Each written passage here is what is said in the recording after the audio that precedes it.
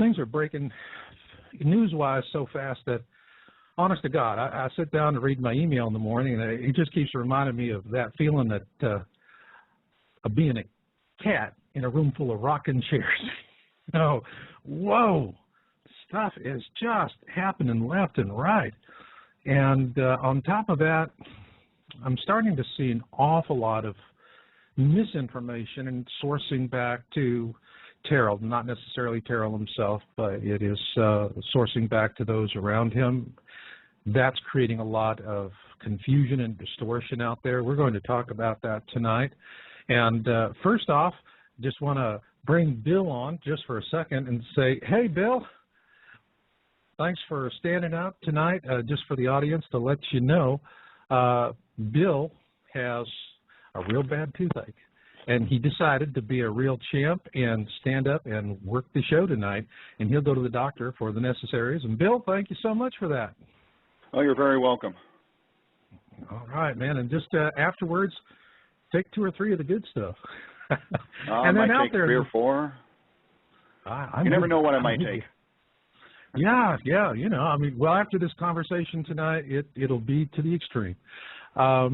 Then on the virtual chat room, we have Susan from down in Mexico. And Susan, you're a sweetheart. You're always out there working and getting that chat room organized. And for those of you who are in the chat room, if you want to have your questions presented to our guest tonight, make sure Susan knows about it. And my rules with the chat room are simple. Hang your guns at the door, cowboy, and be nice to Miss Kitty, and you'll have a good time. And if not, you will leave the premises feet first. Now, with that, let me bring in our guest for the night. First off, we have our newest member of the LN team, Larry Prescott. Hey, Larry. Hey, how you doing? All right.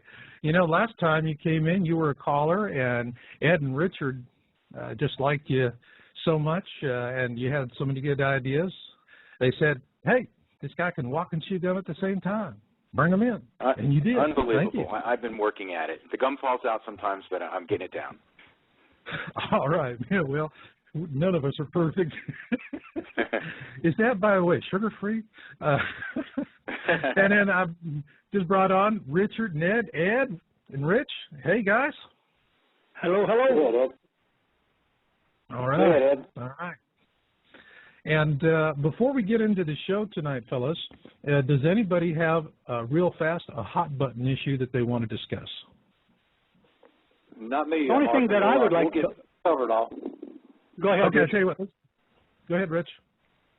Yeah, I don't have anything as far as a hot topic right now. I think we're going to cover a lot tonight, and whatever hot topic I might, there's too many of them. Yeah. Yeah. I mean, yeah, it's just like I said, it's like being a cat in a room full of rocking chairs, you know. That's it. You got to be quick on your feet. Ed, anything for you? I just wanted to mention to everybody that unlike some sources, we just put the information out here, and it's up to the people to take it and run with it.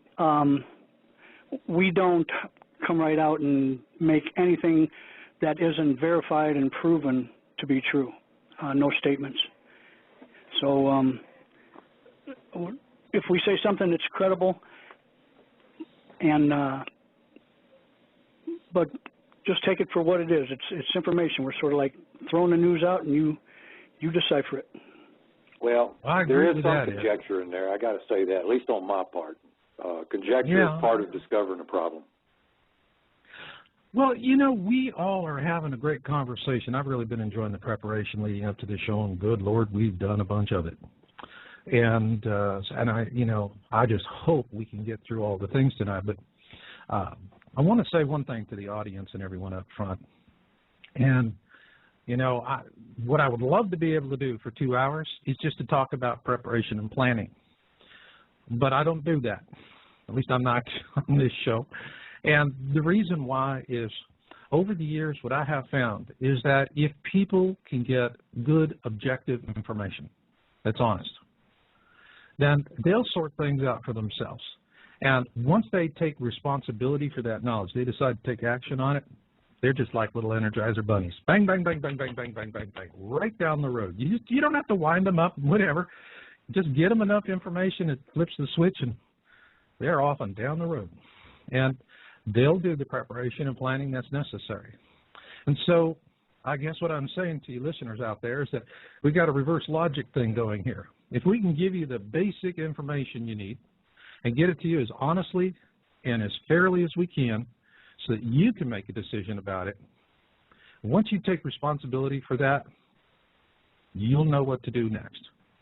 And with that, let's get into the first topic we have. Item number 1 on the list is the latest about LNN, and of course my email box has been absolutely stuffed with folks talking about the JPL simulator has changed the graphic for the trajectory of Planet X. So I'll tell you what, I'll throw that at Richard first. Yes. In the past, when we looked at the orbital simulator page, they'd have sharp angles to designate the direction that LNN was going. I think that was just showing their uncertainty. And now that they've locked in on where they think it's going to go, they've just gone ahead and rounded out the graph. As far as the orbital parameters themselves, they have not changed. We'll still have, the alignments coming up when they're supposed to. Closest distance to the sun is going to be the same date. So nothing's changed except the graphic. Okay. Well, and also we've been talking a lot in our email preparations for the show about the velocity of LNN, and let me throw that one at Ed to start that off. Oh, that's interesting because we have several different ways that we figure it, and the good part is we disagree, and no. Yeah, it's hard to believe that we would actually disagree, but there's no set method for what we use to figure it out. I know Richard likes to use the closing velocity of LNN as it's closing on Earth and then adding the Earth velocity into it. Myself, I like to use the closing velocity of LNN and the Sun and then fudge it a little bit because it's slightly off angle. And however many other methods we have, and sometimes we actually come up with the same numbers, which is tricky, but we do. Okay. Well, Ed, I'm going to round robin on this, but first off, let me ask Ed, since we are not in unanimous agreement here, what are the numbers you have? Well, right now, they've been showing about a 0.018 AU gap closing speed every day for the Sun. And that's off a little bit of an angle, so I fudge it in. I might put in another 0.001 or something like that. Anyway, I come out around 67 to 70,000 miles per hour. Okay. All right. And let's go next. Larry, have you got a number? I was looking at some data that it looked a little bit faster. It looked about maybe 80. That, I think we're all about in the same ballpark here. Okay. Richard, what about you? Well, I went back a long way. I went back to 2007 and earlier. Actually, I went back further than that and went in 6-year gaps and figured out how fast it was going back then. It started out something like 23,000. Closer it gets, faster it's going. And I finally ended up for today somewhere around 60,000 miles per hour. And it should pick up some more speed. Okay. Well, I know that we have satellite observations on it, and I think we pretty much, unless anyone else has anything to add, with the exception of velocity on LNN in terms of a current update. Ed, you got anything else? I have so many notes. Like you say, we've been digging into this so much. The one thing I might bring up is some calculations of what happens when the Earth gets to it after it crosses our orbit. And some latest calculations, there's going to be a lot of different numbers here, but I'll put it this way. 1 degree from the ecliptic at the distance of Earth's orbit works out to about, which page do I have that one on? About 1.6 million miles.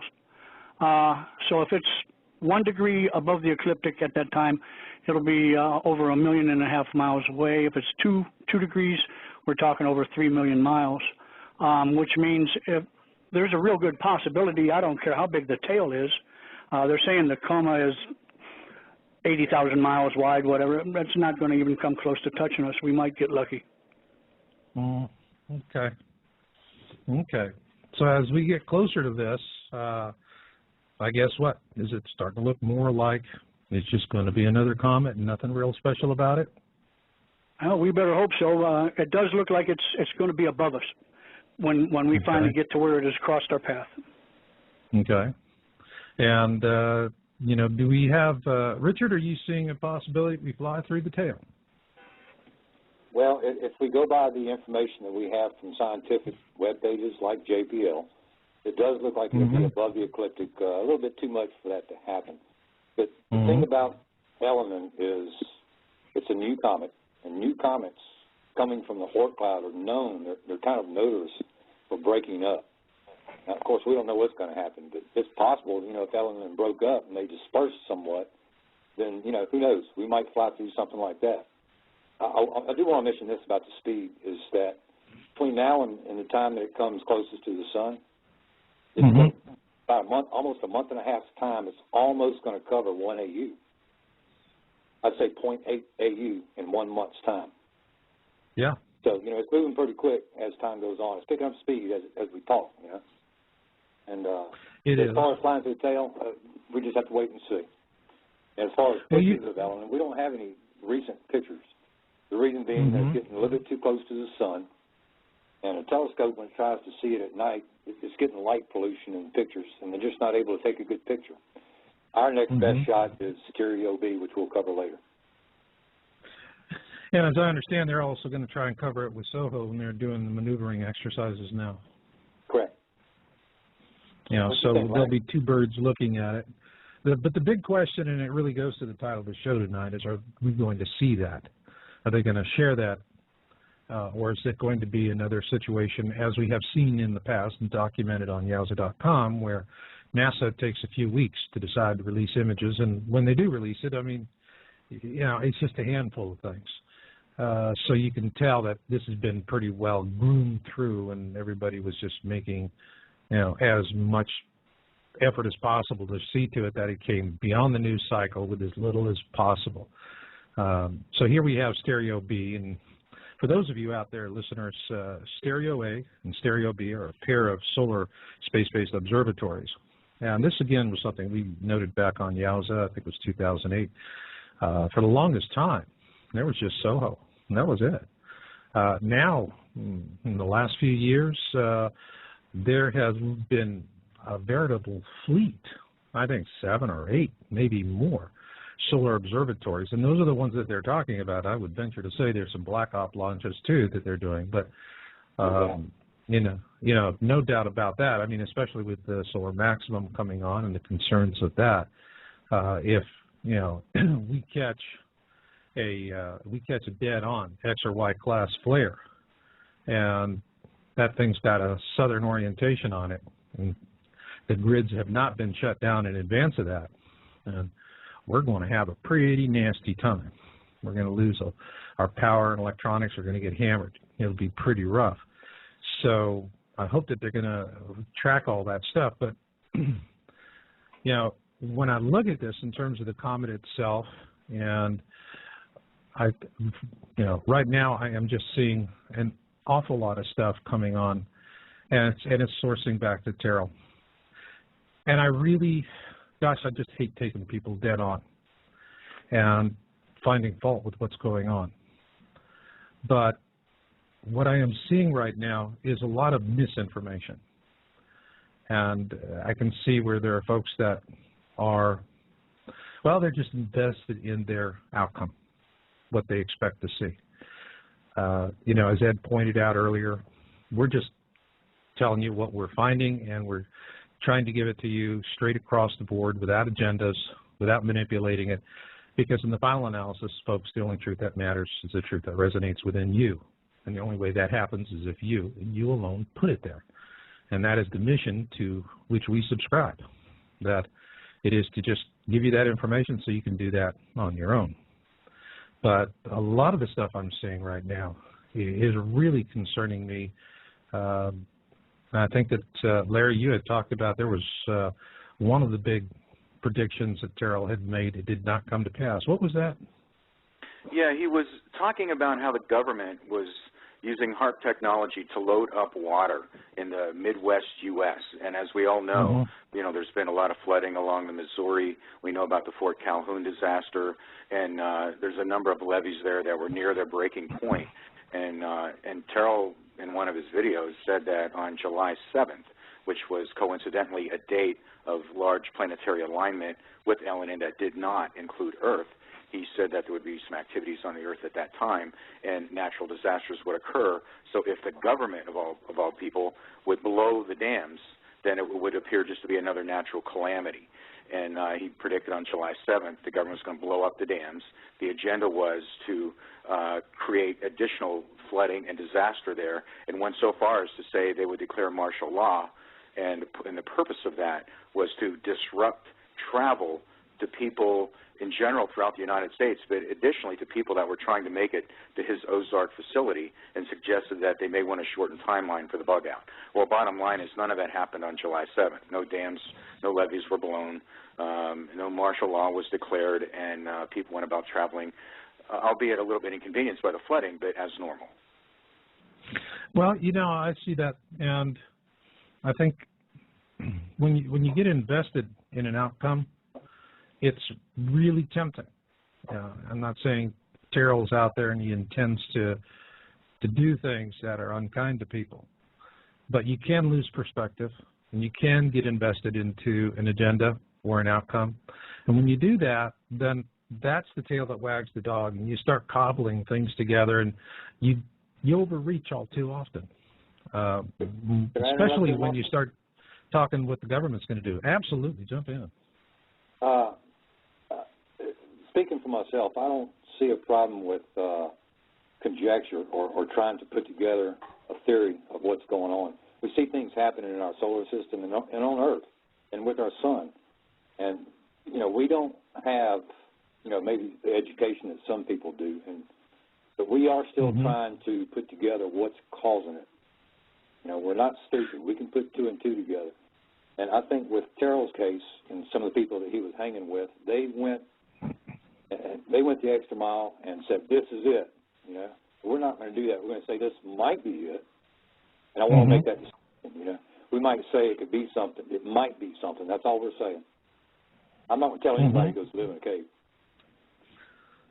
You know what I'm trying to say? We're just I'm conjecturing sometimes. I'll come out and say it. Well, yeah, I think what Richard's trying to say is Terrell was crying wolf. Well, he came to a conclusion, which, you know, we're not doing that. We're saying it might be this. Things point to this or point to that. There's a difference. Well, he had terrific research, and he had terrific information. The only problem is he made his own theories from it, and then expressed them as absolute fact. This is going to happen, and that's where I think he got lost. He wanted to make the prediction of what was going to happen from the info he had, instead of just presenting the info. Yeah, and then let people decide for themselves. But you know, right. once you take a hard stand, it's really, really tough. And yeah, there's a frustration. I mean, it's on one hand, if you take a hard stand, you're going, well, then people are going to equivocate, they're going to hesitate, they're not going to, you know, take action and do what they need to do. And I will say, I mean, I have seen where when someone calls a crisis point and they put a date on it, it does get people to, I mean, it gets people off the dime, and they start rock and rolling. Guys, I lived through all this back in 2003 with Mark Hazelwood in his book Blindsided. Now, for those of you who are new to the topic, back in 2003, Nancy Leader of the Zeta Talk website was predicting that we would have a Planet X flyby in July of 2003, thereabouts. And what happened was Hazelwood, who was in her groups, went and actually pirated a lot of her material. She actually had a lawyer write a cease and desist letter, and then she was facing the cost of litigating, which she didn't even begin to have that money, and so she just had to lump it. And Hazelwood literally just lifted off a lot of her content, repackaged it in Blindsided, admitted to the public he didn't do any research on his own, so he was parroting. And but he sure was very effective at drumming up a lot of fear. And at Yowza, our site traffic was huge, but what I remember about that period was the letters that we were getting, and they were heartbreaking.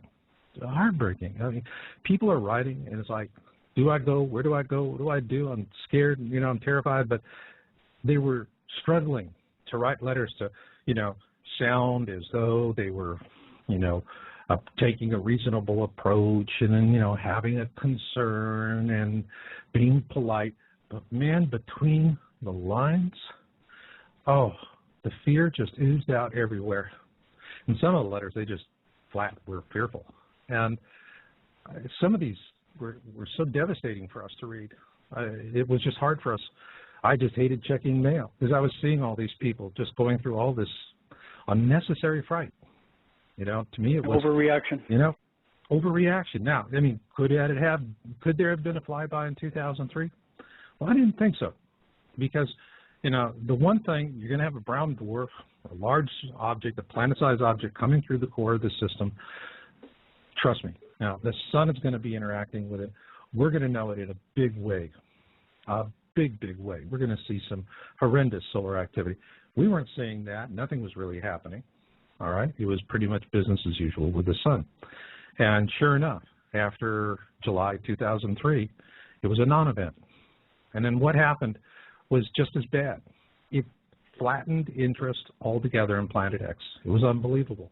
In August of that year, we published an article, Is It Time to Revisit Planet X? I think 4 people read it. And it just, the whole topic died. And I remember the period of actually 2003 through most of 2004 was actually a pretty good time for us at Yowza, because with all that quiet going on, we were able to really do some very heavy, solid research. That was a good time for us research-wise.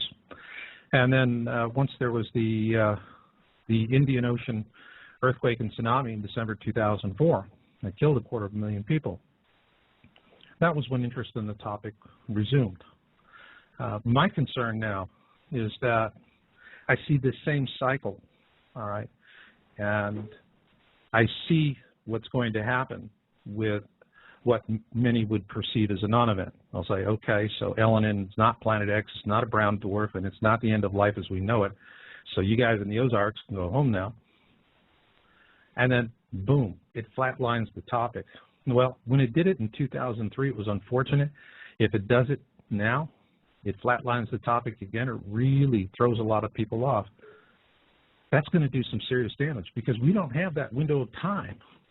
You know, I mean, it is compressing. And everything, all of the patterns, everything that we've been seeing through the years and predicting that we would see these kind of things happening, they're happening. All right. Well, Marshall, that brings up the question of what's different now than it was in 2003. Is Elenin different from anything they've ever seen before? What's different about it? Well, what's different about 2003 as opposed to now, in 2003 we were looking at we were still in a relative period of quiescence. And, you know, there were some things that were happening. But I look at the frequency of major events and the scope of the events. Like right now, one of the things that we'll be talking about later on is the earthquake swarms that are happening on the seabed off the coast of Puerto Rico. I mean, this has got the hair up on the back of my neck, all right?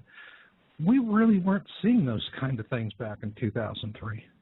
You know, just read a newspaper today. What's different? We've got a swath of the states in the U.S., you know, that are under brutal heat. Minneapolis with 107. Minneapolis, you know, isn't that Great White North place? I mean, you know, they're supposed to be cold up there. bizarre weather. So, I mean, I look at everything that's happening with the earth changes now and how fast they're coming. And all I got to do is just look at my emails. Yeah. Yeah, so, I mean, the stuff is really, really slamming at us. And, you know, that's, it is a new ballpark today. You know, I'll tell you, my wife in the house, she's always betting that it's not going to happen, and I just have to be concerned that it will. You know, and she was going, well, what are we going to do if nothing happens in 2012? Right. And I just said, well, first I'm going to get drunk and celebrate. I'm going to hang one on, man. I'll buy a case of Maker's Mark and go, you know, order in some Havana cigars from Canada, and I'm going to party on. That's what I'm going to do, and then go on and do something else. There's always something to do. But right now, it's just, it's hard for me because I see all the things that are happening. And, I mean, in 2003, think about this, guys. If I'd have told you that we'd have seen a tsunami and that we would have the world's largest nuclear power plant go into meltdown, and we would be looking at the possibility that one of the containment, the spent fuel containment pools, if there's another major incident, I mean, you know, in Japan right now, they had that typhoon, and it was way, way, way south of Fukushima, but they were still preparing that plant. And, you know, and they're putting shielding over it. They're doing whatever they're doing in response, last-minute response to it. But you just know, you know, a good typhoon hits that plant, it'll tear through that and whatever else. And then God only knows where it goes from there. So, I mean, let's take a straw count, all right? Larry, in 2003, if I had told you that the world's largest nuclear power plant would have toasted, what would you have said? Uh-oh. Who's there? Well, I would consider it a possibility. Okay. You would consider I mean, it I wouldn't have taken it to heart, but I would think there's an inherent danger. That's right. And you know what? In 2003, that would have been the right thing to think about. The times have changed, haven't they, Larry? Yes. All right. Ed, let me ask you the same question. Well, especially if you would have told me it was going to happen in Japan, where the people are so efficient. I would say I sincerely doubt it would happen, and just to be honest. Yeah. And, you know, it's... Well, Marshall, if I could add, when I was a kid, I grew up next to 3 Mile Island. So you're talking to the wrong guy on nuclear accidents. I actually lived through that. I saw the devastation. I saw how it was deliberately played down by both the federal and the state of Pennsylvania. I saw how the state of Pennsylvania passed a law so people couldn't sue Con Ed. My mother was one of the first to sue and won. So, you know, I see nuclear problems as extremely real, whatever the cause, whether nature-induced or man. Yeah. And the thing is, you know, guys, if you had told me in 2003 that the Japanese would have had this accident and their management of it would have been kind of like watching an episode of The Gang That Couldn't Shoot Straight, I just couldn't. I don't know that I would have been able to just give that any serious thought. I mean, I, too, would have said, what do you mean? The Japanese, look at that. I mean, they just, you know, kicked Detroit out of the car business darn near, you know, and this is a very efficient country, and, boom, they're out there knocking them dead. Hey, what do you know? What we see now is sick, and it's sad. Incompetence and greed creating a situation that's even worse. And so it's the unforeseen circumstances that we don't expect, and I'm seeing more of that. That is, I think, what troubles me most, guys. It's the unforeseen tipping points, like Fukushima. It's the stuff that we just didn't imagine before, and now it pops, and it goes, and it really, really nails us. You know, so we always have to be willing to just walk away from our notions if they don't work anymore. You got to be willing to do that. You know, that's one thing I have to say with mainstream science. Man, talk about folks that have golden cows. They really do not like having to revisit something once they figured they'd decided it. And you always got to revisit. You always got to question your work. You always got to say, am I on the right thing? But with that, let's move on to item 3 so we can get through our list. And this is comet Marshall, homes. if I could just interject along your point there about science's sacred cows and what they hold on to. It's a subject we're going to get. It's a little bit farther down in the list on the new particles on the sun, and now they're finding out how this is affecting carbon dating. Do you realize how that's been the holy grail for so long when determining how old an object is, and now that's coming into question? Mm-hmm. Yeah. I mean, it's changing everything. Yeah, it's changing a lot of things, and we're not as clever as we thought we were, eh? Well, the thing that makes you wonder, did they just discover it, or did it just start happening? Ah, good point, Ed. Well, that's where my conjecture comes in, Marshall. That's it. Okay, your nickname is now Mr. Conjecture. Well, you know, that's how you get to theories. Okay, yeah, well, that's how you do. You know, the sun, when in the nuclear reactor of the sun, let's say you're at the center of the sun, and there's a nuclear reaction that takes place. When it takes place, it forms a particle. But that particle takes millions of years to get to the surface of the sun just to get to us here on Earth. Okay, so if it takes millions of years for a particle to get to the top of the sun, and now they have a new particle being emitted, was it generated millions of years ago, or is something out there making it happen on the surface? You know what I'm saying? Excellent question. Yeah. So if you got a new particle being exhibited, then it's one of two things. It came from the inside of the sun millions of years ago, or it's being generated or produced by something else out there. Period. Yeah, and you know what? There was a flip side to that really took me back on my heels. Remember when the movie 2012 came out? Yeah. Okay. Everybody saw 2012? Yeah. Absolutely. Absolutely, yes. And I remember seeing it the first time and wanting to throw up because it was so awful for science. But I walked out of that and my wife said, yeah, it was entertaining. I said, can I get my money back on the ticket? But I did go back, and I watched it a second time and a third time, and actually Emmerich does a beautiful job in that movie of actually explaining to you the mentality of the elites and how they operate. And so that is extremely useful information. So now I really do suggest to people to watch 2012. You know, forget the eye candy. Watch it a second or third time and start focusing on the motivations, what people are doing, why they're doing it. But at the beginning of that movie, all right, they started off on the premise that there was a new form of neutrino, right? Right. Okay. And, you know, I remember when that came out, and I'm talking to other researchers, and we're going, a new kind of neutrino that could heat up the Earth? Say what? But then we have this come around, and this is a new beast. So it just brings up the question of what's causing it. Yeah, they don't even know yet. PhDs don't know yet.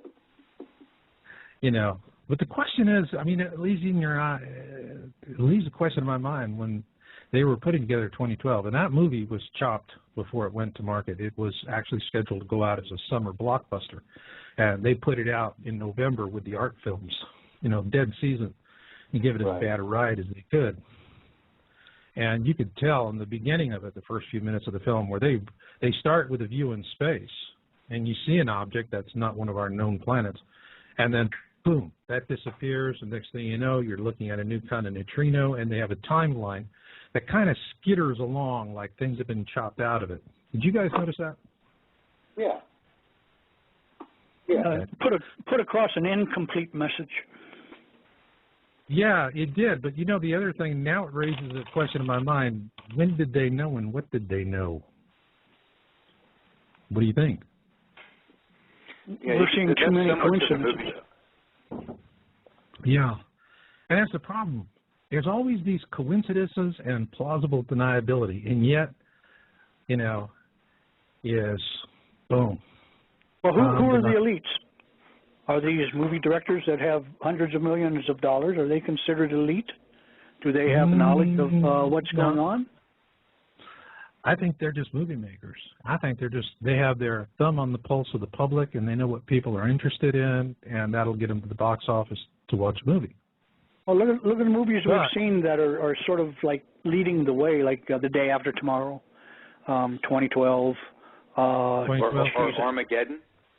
Armageddon, yeah, the Comet and all that, or in fact, do you remember Asteroid. that movie? Do you remember that started with the space shuttle Atlantis being hit by meteors? Do you remember that? Yeah. And so, I mean, that takes me back to Atlantis being hit, and that happening to Atlantis. And I remember, I think it was back in 2004, 2005, the Kill Shot, the video that came out predicting that. And it looks like that's going to be a non-event unless there's another shuttle that goes up for some reason. But, you know, on one hand, it could be coincidence. On another, it's just a kind of a sense of where things are going to go. But I don't know that the Hollywood elite that they're the kind that like to play ball. It's for us to kind of wonder about that. But on the other hand, I can tell you, you know, in 2007 we brought out Planet X Forecast and 2012 Survival Guide. Japanese publisher licensed it from us. It's published in Japan now. And they were expecting huge sales, much larger than what you'd have with other books. And they were tied in with Sony. And I think that they had inside knowledge that Sony's movie 2012 was going to have a Planet X scenario, which is Sony was talking about that in their marketing. But that all of a sudden there was this delay taking it out of the summer season where it should have gone into an art season in November, where it's the worst possible place to stick it, and the film has been chopped up on the front end. So I think, you know, it just really comes down to a telephone rings and somebody is told where the cow chews the cud, and that's how this happens.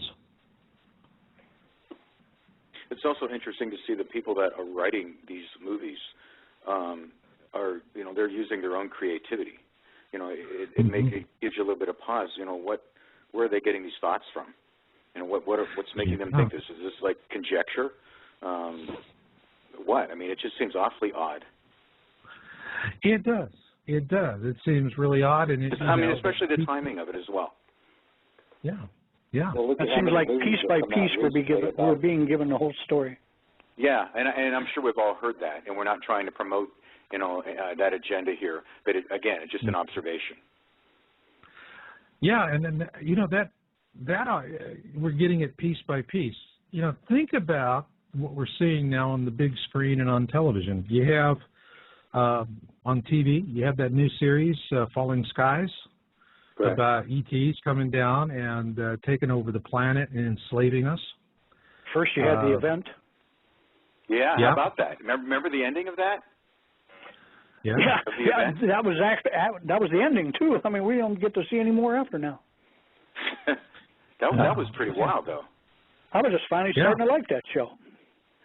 Yeah, and everything now is, I mean, the movies that are coming out, and I've been watching a lot of them now. Matter of fact, I even went and saw. You guys were talking about it in the last time we were on. Remember, we were talking about that movie, the new Transformer movie. And that made me curious. I went to go see the Transformer, and of course at a Twilight show. And I just $15 theater tickets just stick on my craw. But you know, it's the same thing. They're coming down to enslave us, steal the resources. You know, it's all of them are very dark. It seems that the consistent pattern is that we're on the verge of being invaded by hostile alien races that want to enslave us and suck up the resources of the planet. You know? It's a recurring prophecy also leads us to the same conclusion. Yeah, yeah. And I guess on that prophetic note, let's move to item number 3 on our list. So you're skipping number 2 for now? The satellite observations in August and September? Oh, thank you. Oh, shame on me for missing that. Okay. That's a quickie. Well, since you brought it up, take the ball and run with it. Well, it looks like sometime around the end of July 31st, they're going to start testing or maybe even actually turn Stereo B. They're going to fire the retro rockets or whatever they got to do to turn it, and they're going to try to get a picture of Comet Eleanor.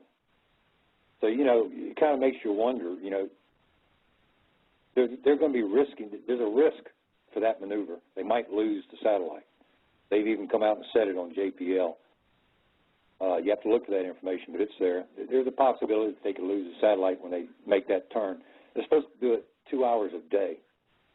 And they say they're going to start July 31st, and we'll probably get actual pictures, I'm guessing about August 5th.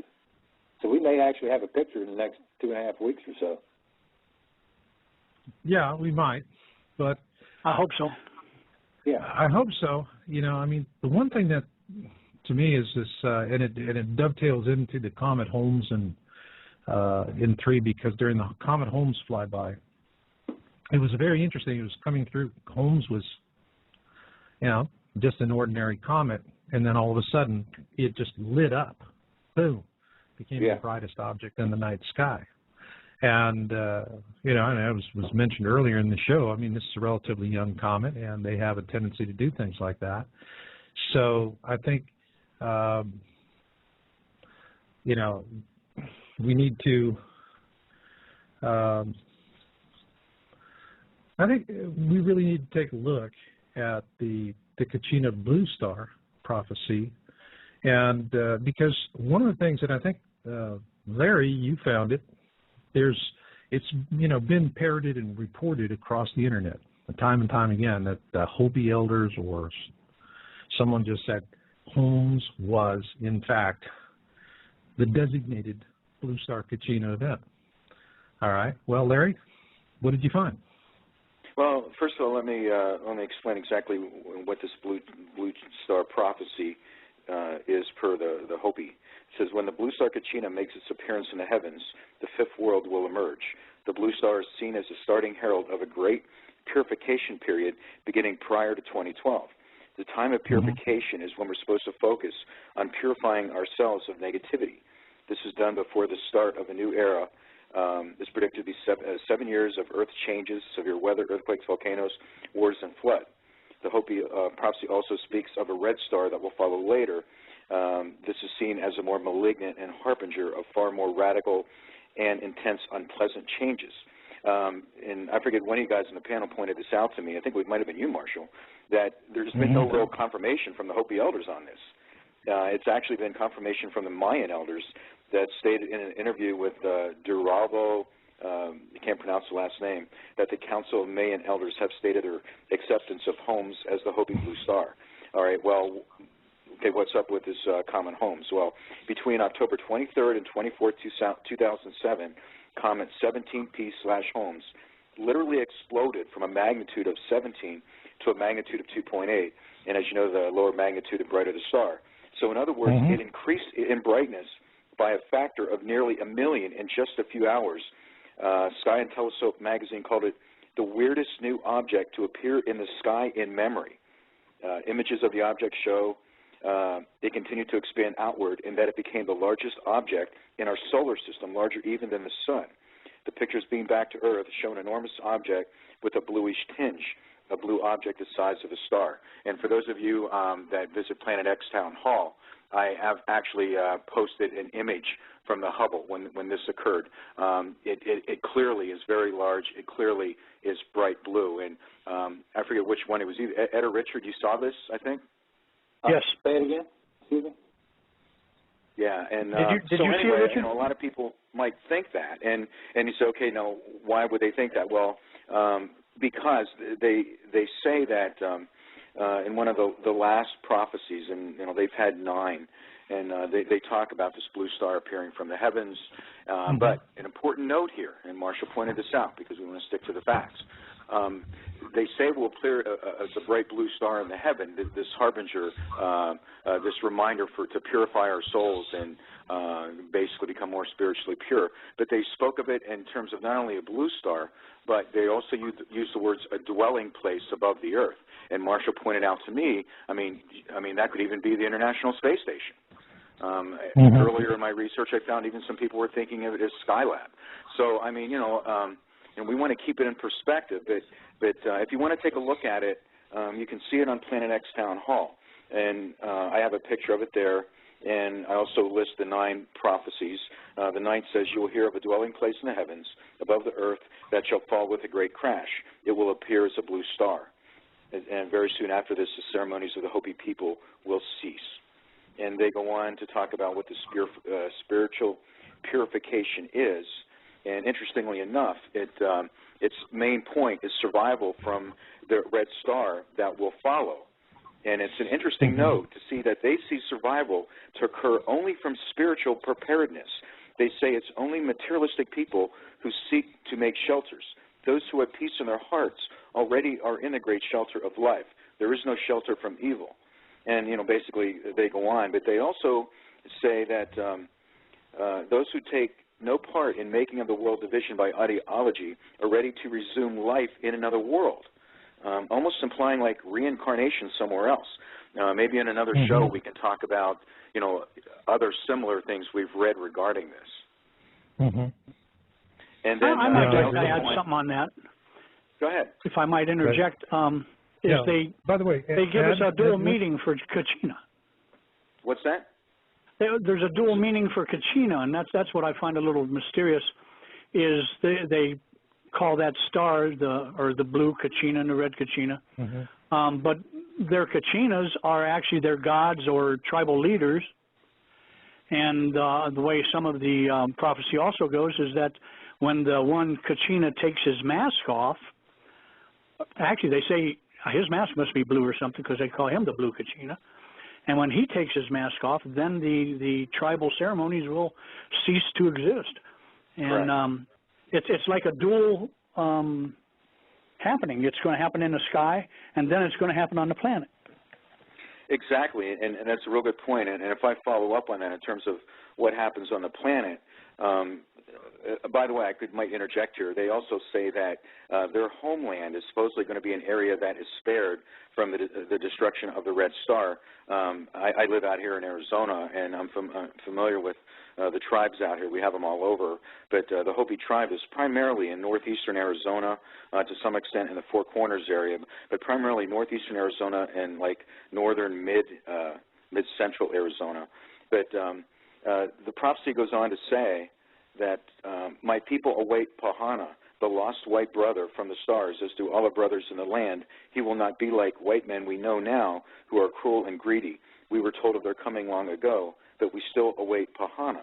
He will bring with him the symbols and the missing piece of the sacred tablet, now kept by the elders, given to him when he left, that shall identify him as our true white brother. The war will be a spiritual conflict with material matters. Material matters will be destroyed by spiritual beings who will remain to create one world and one nation under one power, that of the creators. So when they're almost referencing, when they say something's returning, it's really, and then they're talking about the earth, and they're naming a person. So I mean, it kind of goes down the rabbit hole on this one, in that they're not only talking about something in the heavens, they're talking about how that is going to manifest on earth as well, both in destruction and these spiritual beings that are going to help them in the aftermath. Well, there was one other thing that I read in that prophecy that sort of stuck out at me, and I read it all, and it said they also will see the Earth regain its proper rotation by reversing itself. I read that. That is interesting. Another reference. According to Hopi belief, the survivors of the Great Deluge thousands of years ago split up into 4 groups that moved north, south, east, and west. Only one group completed their journey to the North Pole and back, under guidance of a brilliant star in which Great Spirit Masao traveled. When he landed, he drew a petroglyph on the second mesa, showing a maiden with a traditional butterfly hair arrangement riding in a wingless dome-shaped craft. The petroglyph signified the coming day of purification, when true Hopi will fly to other planets in ships without wings. I found that real interesting.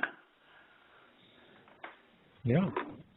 And I have to tell you guys, I mean, the more I look at the Hopi prophecy, and I'll tell you, everybody, I mean, when I first got interested in this, I was just straight geek. So when somebody started talking about prophecy, oh, come on. let's just look at the science. But over the years, the Hopi prophecies really have been strong. We got a question in. Sue threw me a question from Lori Corbett on the virtual chat room, and she wanted to know that, in 2007 when Comet Holmes came through, was there the kind of earthquake activity we're having today? I don't recall it. Do you? Not me. No. Holmes was not anywhere near like Elenin is. Elenin, as a lot of people know, is right along the ecliptic, and Holmes was way above that.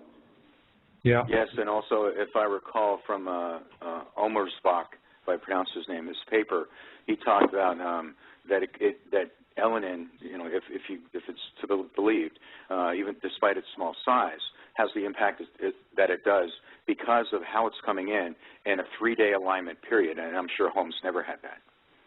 No, not that I'm aware of. Well, one thing that's real interesting is we've never turned a satellite before to look at something especially. Well, they're going out on a limb doing that, and it kind of makes me curious as to why they would risk a satellite to take a picture of it. They've got all the pictures they want from Hubble or whatever assets they have. We don't see them. They've got to have close-up pictures of Comet Elenin. They've got to. There's no doubt about it in my mind. Now, the only reason I can think of why they might take a sun observatory in space and turn it towards a comet is to see what kind of particles it might be emitting, because, that particular satellite probably has all kinds of instruments on board that can tell them what kind of elements might be produced from Elenin, if you get my drift. Well, there's something about it that they want to see. Yeah, that's what I'm saying. There's instruments on board that asset that could tell them, more than what they know now. Yeah, and I'll just wrap up with this, guys, and the questions that I have either for you or for our listeners out there. Do you believe that Comet Holmes was the blue Kachina? Where have you seen references to a spiritual awakening in light of surviving an oncoming celestial-induced disaster? I know I have. It could be another whole topic of discussion. Does this purification relate to consciousness or frequency raising? Could such individuals who accomplish this be identified by a god or other entities from the heaven? Who might Pahana be, and what could be the red star? Well, that would tempt me to ask you a question, Larry. Do the Hopi believe that was the blue Kachina? Did they quit their ceremonies, so to speak, concerning that? Because it's already come. As far as I know, no. That the only group that said that it was the Mayans, and I could find nothing where the Hopis came out and said yes. Holmes was it. And from what I know, they still perform their ceremonies. I know I actually see them at different events out and about Arizona. They perform at different events. So I don't think they've stopped their ceremonies, and that's a good point. No, they haven't. And from what I understand, the ceremonies pertaining to this, they don't let anybody around them when they perform those ceremonies. They keep those secret.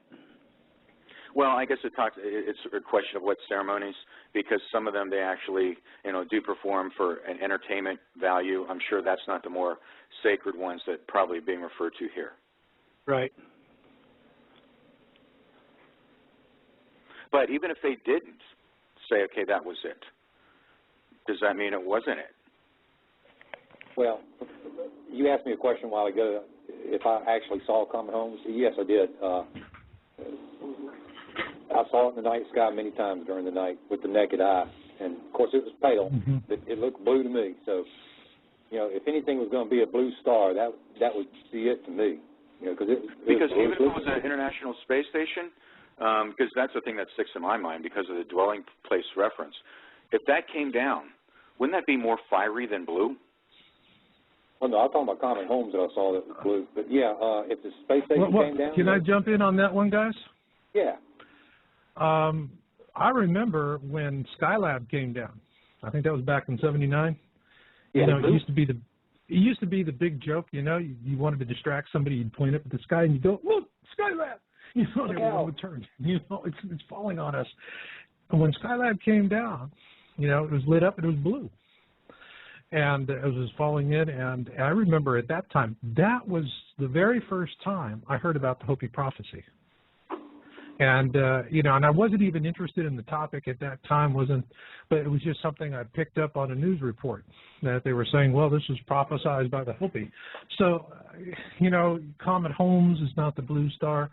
Skylab is not the blue star, because in my mind, the dances still continue. But more importantly is the way I read that Blue Kachina prophecy is when we see that, we know the guacamole's hitting the fan. It's a time of redemption, and people are going to be scared. And that has certainly not happened. And that brings us to a little bit above the top of the hour, and I'm going to give the listeners just a little time to go out and get the tea kettle going and throw the cat out for the night. And for our music interlude tonight, we're going to do something that this was a composite piece that was sent to me by Jorge Pescara. He's a talented young man from Brazil, and he sent it along, asked me for permission to do it, and I said sure. And what I want you to do when you listen to this, understand it's his music interpretation of the process of discovery, much the same way that all of us have that experience. This is going to go for 5 minutes and 7 seconds, and then when we get back, we're going to pick it right up with the gang. Hey, guys, I hope you enjoyed that piece. Let us know. I'll pass the information on to Jorge about his little compilation. I thought it was interesting. And but, you know, next time around, something like Besame Mucho, the ladies seem to like that one a lot. Same with Moonlight Serenade, and I like to keep the ladies happy. And with that, I want to bring the guys back, and right off beginning this backside of the show, I want to talk a little bit about the haboob that slammed into Phoenix. I grew up in Phoenix. I was there, you know, I lived there for 25 years. I've seen sandstorms, but man, I never saw anything like what hit Phoenix recently. And Larry, you were in the thick of it. Tell us about that. Yeah, I live at the base of what they call the Santan Mountains, which is the southern edge of the city, kind of out in the country. And I got a mountain range behind my house. And I heard my dog just barking like crazy, and I looked out my picture window, and he was like jumping straight up in the air. And I just walked outside, and it was, you know, and I've lived here for many, many years, and I've been through a lot of dust storms, no big deal. This almost had the end of the world look to it. The dust cloud itself was darker and deeper brown. It was 7,000 feet high. They're normally maybe 1,000 feet or less. This was 7,000 feet high, and it was 52 miles wide. And if you look at some of the videos, and I went on vacation to Florida the next day, and I couldn't believe it, but it was making the Florida news, and people were calling me up, Larry, you know, did you see this? And it's like, yeah, I saw it. And I remember talking to someone from Idaho when I was on the phone, and I mentioned to them, I said, I have never seen a dust storm like this. I said, I got to go, because I saw it just dwarfing the mountain from the back of my house, just coming over like a giant blanket, like with just a little pebble in the road. And then it started coming to my house. And then all of a sudden the winds just picked up extremely high. And anything that was movable in my backyard just went flying. And so I'm out there bringing in, like, stuff from the pool and cushions from the furniture, and, you know, blew over my grill and all that. And I'm frantically out there trying to get all this stuff done. And in the meantime, visibility is dropping to zero. The dust is, like, extremely thick in the air. And basically at the time I was thinking, man, I've never seen one like this. And then as it turns out, I guess there's never been one like that. No, I mean, I lived in Phoenix for 25 some odd years. Never saw. I mean, I was there. We saw snow a couple of times, you know, and it all melted off by, you know, 11 o'clock in the morning. But you know, the odd thing about this is that, you know, and this made the news too, and it's on YouTube, so I'm not letting any cat out of a bag. But I have on top of my house, like, you know, you can go up some steps, and I got like a deck on top of my house, you know, so I can look out everywhere, and I'm up there just looking at the enormity of this thing.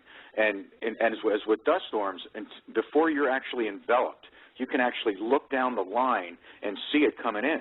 And when I was up on my roof, I'm looking down. Well, actually, I was looking out to the west, where the sun was going down, and some planes were trying to make it out ahead of that cloud. There's video of that. You can see it. They look like airplanes. It's no brainer. They weren't obscured by the cloud. If they were, I don't think they'd be allowed to take off. But I'm looking down there, and I remember seeing the last plane was a Southwest Airlines, just made it ahead of that ridge, and then no other planes took off. You could tell they had grounded the planes. And then maybe about just a few minutes later, you could see these bright glowing orbs, like at the edge of the cloud. And they would like appear there, then all of a sudden they go back into the cloud and come back out again. And, you know, and it just was really odd because it didn't look like a plane. It just looked like a bright, pulsating white ball. Wow. And you can see this on YouTube, by the way. If you go on there and say Phoenix Dust Storm UFOs, you'll see it. Okay, that's good. You other guys got anything on the Phoenix event? I did see the film, and is it very similar to the one that happened down in Australia? You know, that was the first thing that came to my mind, you know, in that Australia. I mean, I have actually one of my videos and just showing this, you could barely see. There was all this red dust that was coming in. So, you know, this is another incident like what happened in Australia. It's one of the things here that it happens. The general feeling I got was once it passed, you know, out of sight, out of mind. A lot of people just didn't want to think much more about it. But, you know, I was looking at it, and it was persistent for me. And, but on the other hand, we have things that get our attention and take us down rabbit holes. With that, I'd like to talk about this Neumeier Station webcam video on YouTube. Now, for you listeners out there, if you go to the episode page for the show, you'll see where it says related links. And the first one is Neumeier Station webcam. You can watch it afterwards. But this is one where you got the Neumeier Station. And I've had a lot of people writing me about Neumeier Station. And, you know, they're watching this webcam. Now, two things I want to tell people about watching webcams. Number one is a cardinal rule of this research is the closer something comes to the truth, the faster it disappears. All right? And I never saw anything that really came and went that way with all this Neumeier video imagery.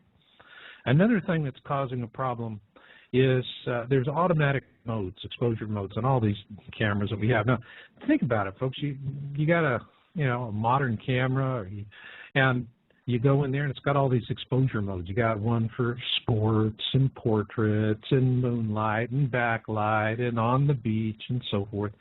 And so you dial that in and the camera can expose accordingly. And all of these cameras are so computer driven, they have all of these automatic exposure modes. And so these webcams are the same way. They have software that drives it. You know, like I've got a webcam, I've got a Logitech 9000 I use for my own webcam, and it's got a feature in there. It'll follow my face if I move back and forth, and autofocus, all these other things. And so with the webcams, you got a lot of this automation software.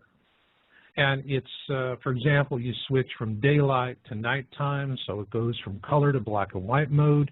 And then when it goes to black and white, it opens the iris completely for maximum exposure. And so people who don't understand that you have all this auto exposure technology that's driving this, see it, and then they come across with completely erroneous ideas based on an assumption that once the camera is set up, it's like a 1939 Kodak Brownie. You know, once you click the button, it's going to do what it does, and it's just going to do it the same way every time. And that's not the way modern cameras work. So with that in mind, what I'd like to do, because I know all three of you guys did a hell of a good analysis on the Neumeier video and on this one, and I think this is an important topic for the listeners out there because it's just a lot of misinformation, and it's not intentional. It's just people are not factoring in this technology. And with that, let me throw it first to Mr. Conjecture. For you. Gotcha. What is it, Rich? What's your question again? What do you think about the Neumeier Station stuff? Well, I looked at all the video I could. I spent a lot of time on that, and it is just the moon. It does pass off the frame. And just like you were saying earlier, Marshall, the camera switches from color to black and white at night. Mm-hmm. And the sensors on that charged coupled device for the video are more sensitive. And that's the reason why the moon flares out like it does. It's so bright. Mm-hmm. It passes away off the frame. and then it causes some kind of spherical aberration on the lens, and you can actually see it on the side of the station before it looks like it's a planet in the sky. So, you know, you can actually see it on the being reflected off the side of the station, which rules it out as anything being actually in the sky. I'm more curious about why the sky is blue. Yeah. Yeah. I mean, there's some questions in there that I remember looking at this extensively with Richard Shaw, and he's producer of the Watchers series, and he really picked up immediately on all the camera issues that everyone else was missing. But I will say, in fairness, although Richard has been watching that webcam for quite some time, and because I think a lot of folks are really feeling this information is going to, if we get it and it sneaks in between the cracks, this is how we'll find it, is on a webcam coming out of Antarctica. I just don't subscribe to that theory because I've been doing this a long time, and like I said, number one rule, the closer something comes to the truth, the faster it disappears. Marshall? Ed? Yep. This is Larry. Okay, Larry, go. Yeah, I just wanted to point out that this gets back to what you said and some of my other panelists here early in the program, that we're only presenting, you know, what we think is credible and verifiable, objective, and we have no agenda. We have no, you know, conclusion we're trying to reach and manipulate the facts accordingly. And one of the first things I saw from that video was who uploaded it. That was forget about it, all the analysis. The first thing I saw was that Ursu Adams. Now, I don't know how much you know about this guy, but he's an ex-DJ. You know, I don't mean to be critical on the guy, but you can look at his videos on your own. He makes them like some big Broadway production called The Awakening. He goes on about how his DNA is being manipulated by reptilians, elongating his skull. He's hiding in parks from the cops that are worried about him not taking his meds. I ain't making this up. You can look at his videos. It goes into this. And so, I mean, he has zero credibility. And so if he tries to upload something and then goes on like a frame-by-frame analytical perspective, quite frankly, I don't care what he says. He's already lost all credibility with me. Yeah, I think I can go along with that. I always bring the science in. Yeah, yeah. And that was July 14th, right? Yeah, yeah. You know, guys, I mean, and the flip side of this, though, is we're having a conversation that mainstream science is not going to have. They're just going to go, he's a nut, and that's it. And they speak like theologians. It's like, we have yeah, he does. Dead animal skins, attesting to our genius. And you must believe us. We are the gods of science. Instead of just saying, well, no, he's wrong because of this, that, and the other thing, or we're not seeing this, and then people can, you know, think for themselves. Yeah, I know. I mean, and, you know, with modern television being what it is, we're less capable that way, thank you, but still the same, you know. It goes all the way around. But, you know, another thing that I really want to do is, and we need to get back on our list here, otherwise we are going to fall way behind, is in the fourth one is what is happening on other planets. And I think this one, I'm going to start off with Ed. Okay, well, I think we're all real interested in what's going on Saturn. There's a huge storm. Goes all the way around the planet now. It is just fantastically huge. And we're wondering what caused it, because it's only in one hemisphere, for one thing. But it's only in one hemisphere, and it's like, and you know, excuse me, I have to interrupt for a second. Folks, don't let anybody say this is just a coinky-dink, okay?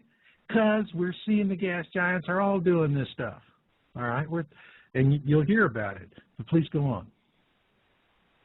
Yeah, and that, you know, and it just so happens, you know, yeah, we're having supposed objects flying past Saturn, speculated, and then we see this huge storm on Saturn.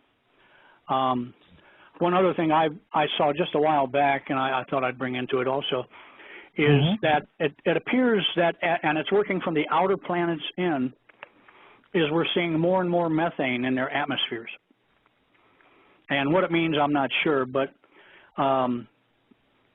it's like a sudden cloud of methane is closing in on our sun or something, but we're seeing a lot more methane in all the atmospheres, even though they are warming, which is a contradiction. But that's just what they're observing. I agree with that. Has such a storm on Saturn been seen before? Not that I know of. Because no, just in general, guys, if you think about it, we're observing activity that consistently in a wide number of areas that seems to be of historic proportions. I know. Well, I know. I know, but I can. Go ahead, Marshall. Well, I can tell you, if we ask David Morrison, the astrophysicist or biologist at NASA, he'll explain that it's because McDonald's is raising beef on the outer planets, and it's the methane from the cows. Well, that explains it then. And yeah, here I did all that research. Yeah, that's right. You know, we just could have got. I should have just asked him. That's it. It's just cow farts, right? Anyway, I digress. Back on topic. Well, everything we're seeing on Earth, off Earth, in the solar system, in the universe, it all just happens to be first time we've ever seen this. Yeah, and all these firsts. Yeah, it's amazing how they're all coinciding. Yeah. I don't guess I can spin on that, huh? What a great time to be alive. Yeah, it is. Well, yeah, it is. In one sense, it is. You know, are we seeing anything else with the other planets? Let me throw this one at Richard and Larry. All right. If you don't mind, Larry, I'll go ahead and take off on this one. Go ahead. For right now. Go ahead. I'd just like to point out that the outer planets were on the other side of Elenin when it was coming through. The only one that was close to it was Saturn. And Saturn, as we know, produced that storm that was 500 times bigger than anything they've seen before. But the thing that gets me is that some of the outer planets are being affected, just like Ed said, but the monkey wrench in the reasoning there is they were on the other side of the solar system. And that brings me back to the sun again, is maybe Elenin is doing something to the sun to make it produce something, and then it's kind of like a feedback mechanism that then goes on to affect the planets. That would be the only way that the other planets could be affected so much, even though they were all the way on the other side of the solar system. So, yeah, everything's in a delicate balance. Everything is interconnected. Well, I'd like to throw one more thing in, and I think it's really interesting, is Leonid Elenin, our buddy, did that simulation with an object coming through the solar system on the path Elenin did. And he did it with basically what came down to 0.0, well, what was it? 0.05 solar mass, which is 50 times the mass of Jupiter. Holy cow, I mean, if we had an object that big coming through, I mean, but we were talking, and it's all been talked about, maybe 3 to 4 Jovian masses, which is 1/12 to 1/15 of what he was talking about. And, yeah, you throw something in that's 1/20th of the sun, darn right it's going to change the whole solar system. But something not quite that large might be able to sneak by and maybe just cause a storm on Elenin, or I mean storm on Saturn, some other effects with I just thought that was interesting that he ran a simulation, which somebody probably fed him, that was totally irrelevant. In other words, there was a known agenda. There was a known agenda for the results. Yeah, I mean, well, he might as well have just thrown another sun coming through the solar system and see if it would affect it. You know, well, of course it would. But bring something down below the mass, well, below 3 or 4 times the mass of Jupiter, and I seriously doubt if it will have that drastic of an effect. Well, you know, guys, I got to say that when we were researching all of this back, especially in 2002, 2003, 2004, and we were seeing all of these anomalies in the other planets and moons in the system, anything with an atmosphere. There was a lot of reporting on it at that time. Richard Hoagland had, at one point, a rather well-researched Planet X page, and then apparently he must have made a Faustian bargain and pulled the whole thing and walked away from the topic. And that was long after 2003. But, these gas giant perturbations, atmospherically speaking, we've been seeing this stuff for years, long before any hint of Elenin. I mean, we've been sitting here talking, backtracking at I think Richard had it, or Larry had it back to 2007. Well, I mean, we were seeing changes in the planets before that. And one of the ones that really stunned us was Pluto. Pluto, after it swung around and was out on its outside leg to aphelion, its furthest point from the sun, normally it picks up a little bit of heat, but it was 10 times that of what had been observed in the past. And we were at that time also reporting that there was global warming or temperature rise, surface warming on Mars, and the poles were melting. There were huge storms on Mars, extra huge storms. But the change in the atmosphere, if we had had that dramatic a change in the atmosphere on Earth, we would not be here. It would have been an extinction level event, period. No question about it. Well, I had heard that Pluto's atmosphere expanded about 3,000 miles. Yeah, kilometers. And I mean, and it would make sense if it heated up that way, picked up all that extra heat. So, in Avebury 2008, that formation I document in my book, Crossing the Cusp, Surviving the Edgar Casey Pole Shift, that crop circle, the creators of that crop circle show us that in 2012, that Pluto will be further ahead in its orbit than it should be. It'll have been pushed ahead a little bit, which would, one thing that would explain it is you have a massive object coming through that does it, gives it that extra slingshot, gives it that extra velocity. So, Marshall, is the crop circle you're referring to, is that the one that shows the sun a little bit larger and Mercury gone? Yeah, and actually, the thing about Avebury 2008 is when you look at the completed formation, and the easiest way to look at that formation is just go look at a cover of my book, Crossing the Cusp. I have one of the best pictures that was taken. And when this formation was formed, it's almost the size of 4 soccer fields, huge, okay? And it appeared, though, in 2 parts. The first part was a date stamp that gave us a date of the winter solstice for 2012, all right, which is December 21, 2012. And that was the date stamp part of it. The second part of that formation, when it formed some 6 or 7 days later, overlaid the first part with surgical precision. It was just amazing. And what it then showed is that early in December, that the sun is going to have a very, very, very violent episode. And at that time, we will see either Planet X or a large comet, whatever that object is going to be, but we will see it about 45 degrees off to the right. If you're assuming you're standing in that field in Avebury. It's kind of use that formation as the X marks the spot. And so what the Avebury 2008 formation is warning us is that we're going to have an awful solar event. It's just going to hammer us. And, a good way to visualize that is go get the movie Knowing with Nicolas Cage. And at the end of that movie, they show you what a worst-case show looks like.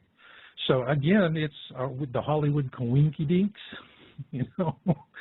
letting the stuff out a little bit at a time. Now, that is some stuff. That's some stuff going on. Guys, we need to rock and roll here on our list because we're at about 20 minutes left in the show. Real quick on increased gamma ray output, but from where? Ed, I'm going to throw it first to you. It looks like it's coming from Cygnus X3. Mm-hmm. And don't even ask me what that is. It's just far away. Gamma ray emitter. Yeah, it appears that's what, but it also appears that some of it is coming from our starting to get excited sun. Yeah.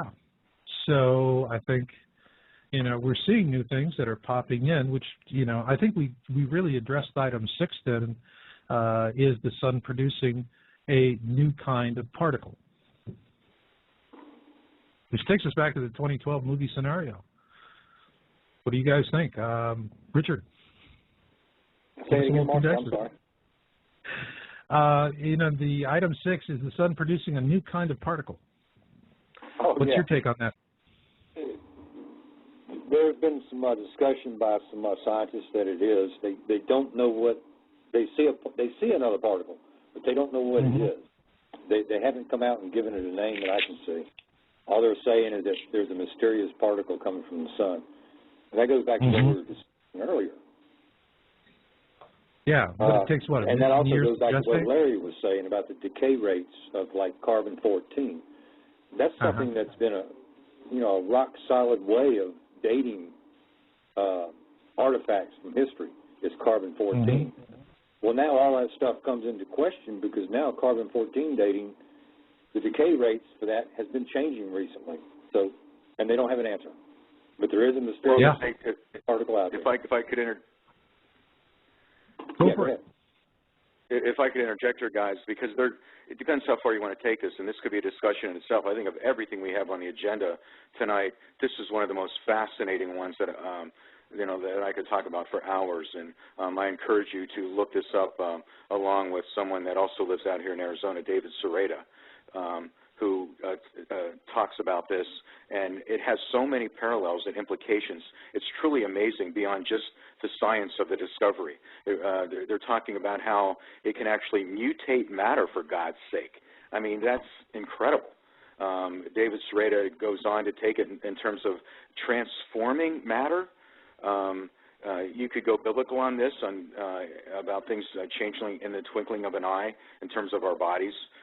This could mutate the planet. It could mutate Earth. Again, I'm back to Mr. Conjecture here. I'll jump on that bandwagon because we don't know that much about it yet. But again, just like everything else, we're observing the effects, and we're still trying to learn more about the cause. Yeah, and it's not just mutating matter, it's mutating all matter. And but I can add one small thing to that. I mean, the scientists were all jumping up and down. They thought they'd found this particle. They know the effects of it. I mean, I think they saw the effect first, and then they looked for the cause. But the last word I got on it was in the middle of June, they did another similar experiment at another facility, and they had no such results. They didn't see the same results. They saw no evidence. So they're still hanging out there with it, but yet they're still seeing the effect. Yeah, they're still seeing the effect. I mean, but this is a fascinating topic. I mean, I agree with Larry. Wow, we could go on. And the rate of decay is speeding up. Yeah, it's kind of like tax law, isn't it? Yeah.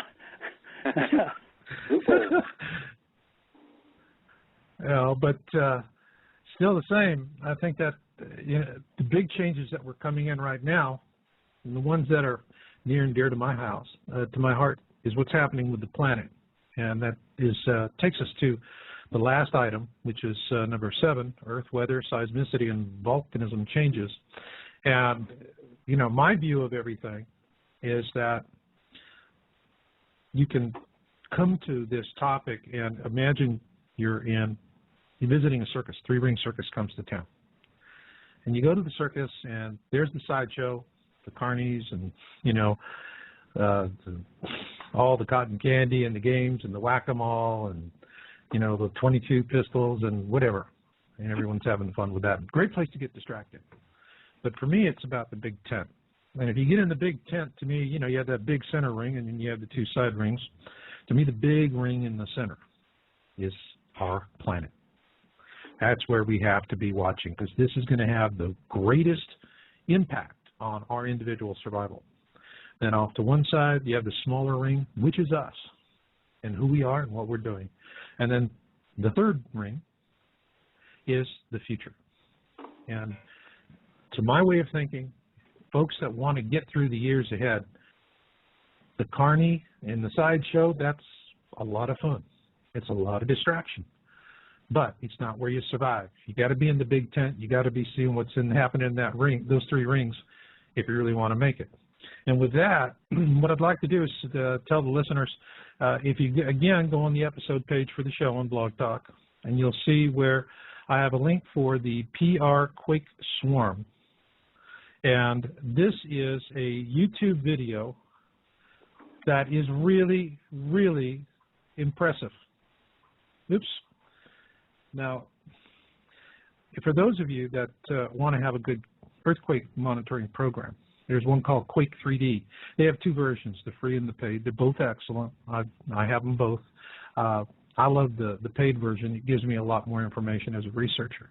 But for those of you out there, I don't know if you need all that much depth, but you look at it, and what you want to do is look at the last week or so and zoom in on the area that is Puerto Rico, and it's actually subsea. It's off the coast of Puerto Rico.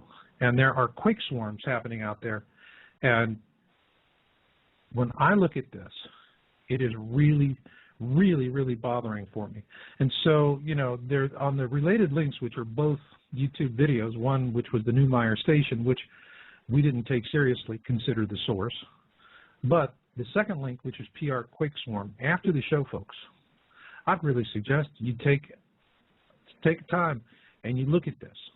And I will tell you, this impressed me so deeply that today I wrote letters, emails to my friends, even though most of them think I'm some, you know, oh, Marshall, he's into this stuff. And, you know, I don't throw it in their faces. You know, we always talk about the fluffy stuff. We always have the fun.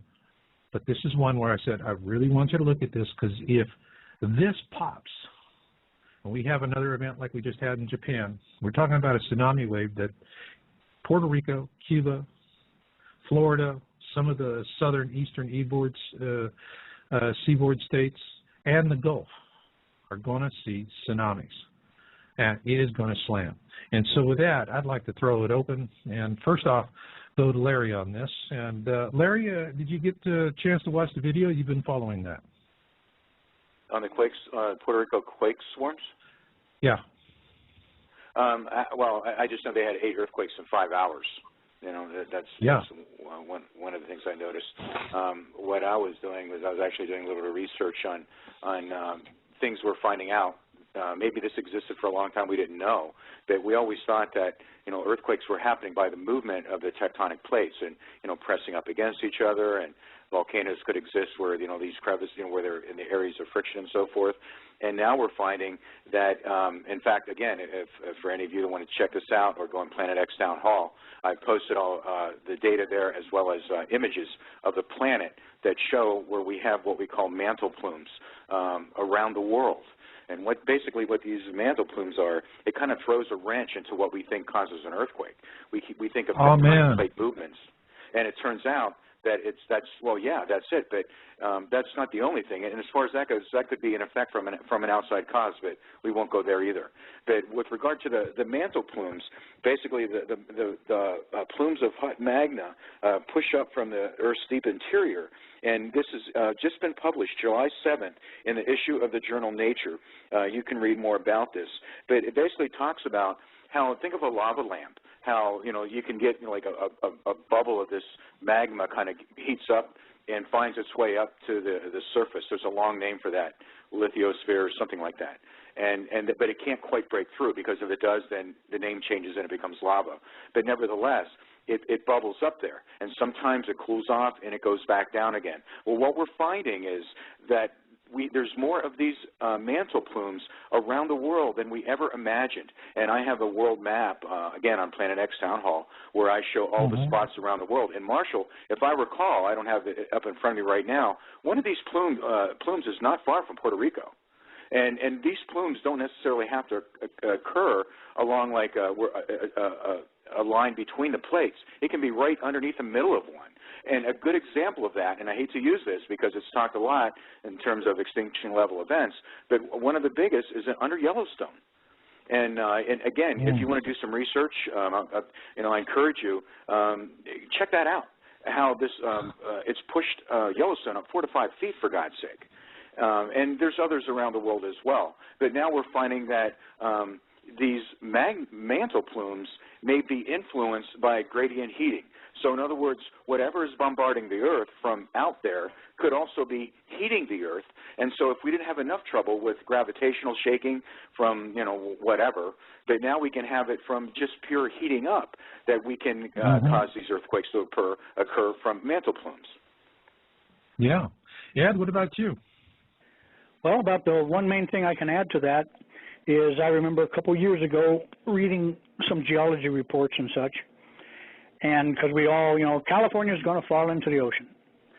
And it actually said the key to the California fault lines was the Puerto Rico region. And I just found that very interesting. I live in California. It's not as interesting as you think. Yeah, sorry about that, boss. That's good. What's my final thought on this? How long can you tread water? Whoa. Wow. I don't know about you. I could use a little conjecture right now. Richard. Yeah. Puerto Rico, there's been something going on down there for a very long time. It's just been shaking, daily. And recently, it seems to me like some of the earthquakes have moved offshore, further to the north. So we may be beginning to see something happen in that area. And to get back to something that Larry said about the magna plumes and maybe some kind of mystery particle is causing the magma to act up. Well, I lost my train of thought there. In the Coburn Bible, it speaks about the earth swelling like a chestnut. And we may be seeing that now because we're seeing things all over the earth taking place, not just in the atmosphere, but everything, earthquakes, volcanoes going off. We're seeing all kinds of things. We don't know what's causing it. We don't, and I'll tell you, when I was doing the research for Crossing the Cusp, we did that 18 months of channeling with different entities. And, what we always found is that we could say, give us a severe weather prediction 6 months out, and they were always just dead on the money. It was just unnerving. On the other hand, you ask them, who's going to win the next election, they'd go pound sand. We just don't do it. That's free will. You guys control that. But one of the things that really came through time and time again through numerous different sources via different channels during that 18-month period of time was that we're not mindful, as we should be, of what is happening subsea. That the real dangers that we're facing, and think about, the quake and tsunami in Japan that took out Fukushima, subsea. We've been seeing activity where there's new subsea volcanoes forming in places that they're, scientists previously had thought that not to expect one. Australia. So, yeah, and look what's happening in Australia. We covered this in an article on Yowza a few years ago, where the seabed was rising dramatically, and just like right out of what was that the day after tomorrow, the one where the big global warming film that just said, the sonar buoys were starting to go offline, and the weather was changing and the currents were collapsing. Superstorms. In this case, what happens is the data was reporting, and then all of a sudden they start saying, these buoys are, they're going offline, they're broke, whatever. But it seemed like it never happened until there was some kind of interesting information. And but the rising seabed, that's a problem. From what I see, the whole ring of fire is a real ring of fire right now. And plus, we've got this new volcano that's popping off that down in South America that's going to close down air traffic pretty soon. All of these things are just coming around and coming around and coming around, and it's frustrating. You turn on the networks and it's just nonstop, unfortunately, dead white female stories so they can sell advertising. And this stuff just doesn't hit them. But, aside from that, what are we seeing, in terms of earth trends that are, and I want to round robin with you guys because we just got about 3 minutes left in the show, give you each about a minute just to, give me your hot button issues for current earth changes that are troubling for you. And I'll start this one off with Larry. Well, probably the most obvious thing that comes to mind, I see it on the news. We're having these like record heat waves across the country. I mean, you know, I'm used to heat out here in Arizona, but we don't have humidity. But you know, it's shown like 113 in Oklahoma City, and with high humidity, and it's just scorching across the country. And prior to this, we saw a record year to date of both not just number of tornadoes, but in size of the tornadoes and fatalities. So and just in pure basic stuff that we live our lives. It affects us. We see it on TV. I mean, these are two very common things that are occurring at record rates right now. Absolutely. And again, Absolutely. It's an observation, but why? Why now? Yeah. You know, and I mean, it's like, gosh, I'm tired of watching TV news anchors going, well, what's with this weather? You know, and then they blow on to the next thing. And anyway, getting it in while we have the time. Richard, what's your hot button issue? Real quick. Well, I want to stay with Ellen in just a little bit on this. We got about another 2 weeks before Ellen starts kind of to show its true colors. If it doesn't do anything, I'd say another 2 weeks to a month. Then it's just a plain old comet. Then we have to start worrying about, is there anything behind it? As far as the atmosphere with the Earth, it's just turbulent. To me, the atmosphere, from what I've seen, I've been watching weather for a long time, and the atmosphere just seems to be more turbulent than it should be. And once again, like Larry said, the heat waves, they're just unprecedented. Yeah, it is. I mean, I look at the weather, particularly up in the northern, I mean, in areas where Minneapolis, 107, you know, I mean, that's 29 Palms, California, 107. Whoa. And by the way, the obvious effect of this is the drought. We're having, you talk to farmers, you know, they're seeing drought like, you know, they never have before in areas that they've never had before.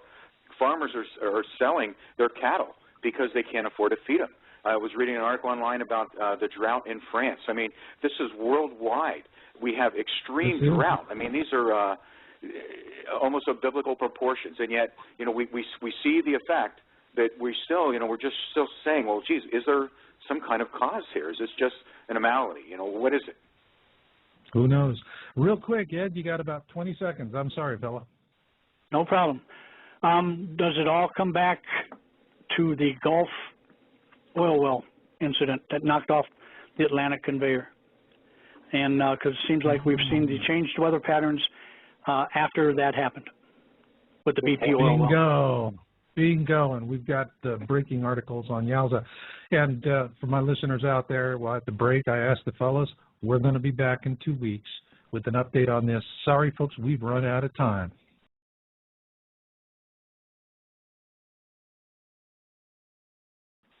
Things are breaking news-wise so fast that, honest to God, I sit down to read my email in the morning, and it just keeps reminding me of that feeling that of being a cat in a room full of rocking chairs.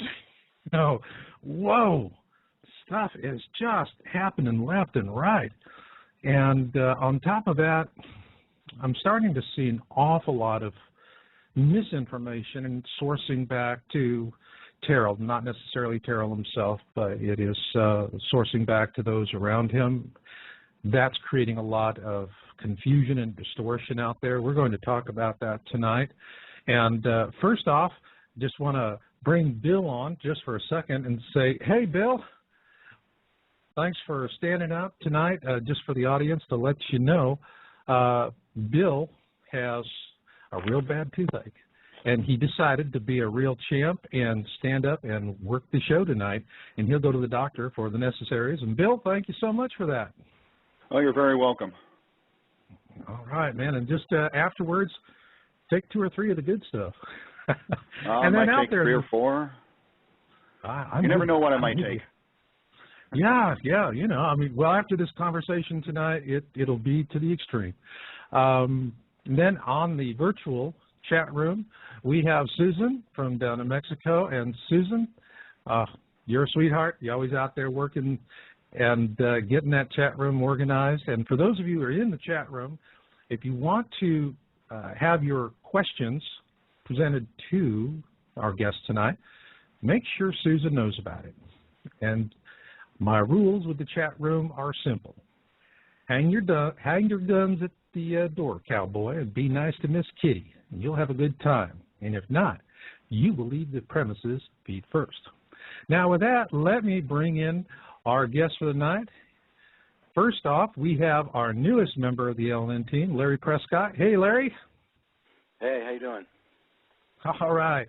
You know, last time you came in, you were a caller, and Ed and Richard just liked you so much, and you had so many good ideas. They said, hey, this guy can walk and chew gum at the same time. Bring him in. And you did. Unbelievable. Thank you. I've been working at it. The gum falls out sometimes, but I'm getting it down. All right. Yeah, well, none of us are perfect. Is that, by the way, sugar-free? And then I just brought on Richard, Ned, Ed, and Rich. Hey, guys. Hello, hello. Go ahead, Ed. All right. Go ahead, Ed. All right. And before we get into the show tonight, fellas, does anybody have real fast a hot button issue that they want to discuss? Not me. The only thing that I would like to cover it all. Go ahead. Okay, Rich. I'll tell you what. Go ahead, Rich. Yeah, I don't have anything as far as the hot topic right now. I think we're going to cover a lot tonight, and whatever hot topic I might, there's too many of them. Yeah. Yeah. I mean, yeah, it's just like I said, it's like being a cat in a room full of rocking chairs, you know. You got to be quick on your feet. Ed, anything for you? I just wanted to mention to everybody that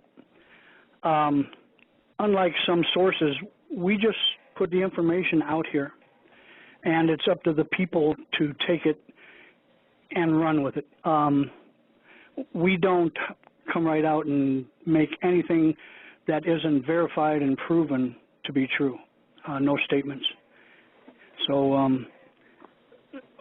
if we say something that's credible, and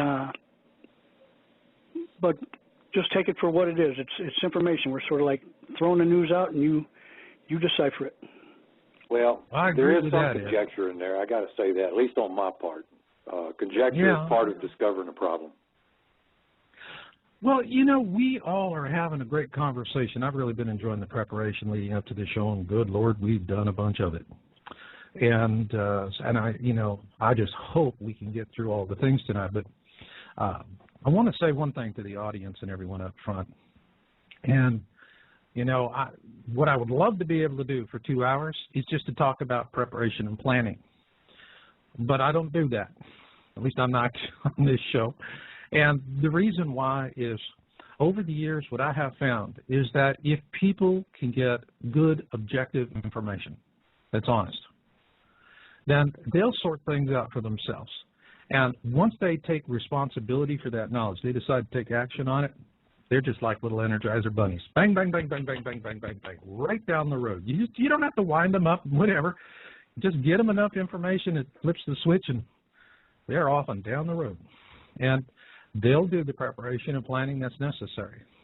And so I guess what I'm saying to you listeners out there is that we've got a reverse logic thing going here. If we can give you the basic information you need and get it to you as honestly and as fairly as we can so that you can make a decision about it, once you take responsibility for that, you'll know what to do next. And with that, let's get into the first topic we have. Item number 1 on the list is the latest about LNN, and of course my email box has been absolutely stuffed with folks talking about the JPL simulator has changed the graphic for the trajectory of Planet X. So I'll tell you what, I'll throw that at Richard first. Yes. In the past, when we looked at the orbital simulator page, that had the sharp angles to designate the direction that Helen was going. I think that was just showing their uncertainty. And now that they've locked in on where they think it's going to go, they've just gone ahead and rounded out the graph. As far as the orbital parameters themselves, they have not changed. We'll still have, you know, the alignments coming up when they're supposed to. Closest distance to the sun is going to be the same date. So nothing's changed except the graphic. Okay. Well, and also we've been talking a lot in our email preparations for the show about the velocity of Elenin, and let me throw that one at Ed to start that off. Oh, that's interesting, because we have several different ways that we figure it, and the good part is we disagree, and no. Yeah, it's hard to believe that we would actually disagree, but there's no set method for what we use to figure it out. I know Richard likes to use the closing velocity of Elenin as it's closing on Earth and then adding the Earth velocity into it. Myself, I like to use the closing velocity of Elenin and the Sun and then fudge it a little bit because it's slightly off angle. And however many other methods we have, and sometimes we actually come up with the same numbers, which is tricky, but we do. Okay. Well, Ed, I'm going to round robin on this, but first off, let me ask Ed, since we are not in unanimous agreement here, what are the numbers you have? Well, right now, they've been showing about a 0.018 AU gap closing speed every day for the Sun. And that's off a little bit of an angle, so I fudge it in. I might put in another 0.001 or something like that. Anyway, I come out around 67 to 70,000 miles per hour. Okay. All right. And let's go next. Larry, have you got a number? I was looking at some data that it looked a little bit faster. It looked about maybe 80. That, you know, I think we're all about in the same ballpark here. Okay. Richard, what about you? Well, I went back a long way. I went back to 2007 and earlier. Actually, I went back further than that and went in 6-year gaps and figured out how fast it was going back then. It started out something like 23,000. Closer it gets, faster it's going. Now, I finally ended up for today somewhere around 60,000 miles per hour, and it should pick up some more speed. Okay. Well, you know, I know that we have satellite observations on it, and I think we pretty much, unless anyone else has anything to add, with the exception of velocity on Elenin in terms of a current update. Ed, you got anything else? I have so many notes. Like you say, we've been digging into this so much. The one thing I might bring up is some calculations of what happens when the Earth gets to it after it crosses our orbit.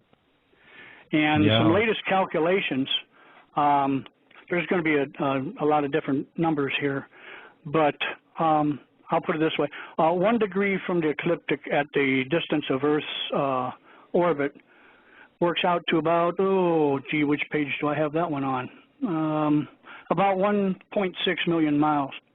So if it's 1 degree above the ecliptic at that time, it'll be over 1.5 million miles away. If it's 2 degrees, we're talking over 3 million miles, which means if there's a real good possibility, I don't care how big the tail is, they're saying the coma is 80,000 miles wide, whatever. That's not going to even come close to touching us. We might get lucky.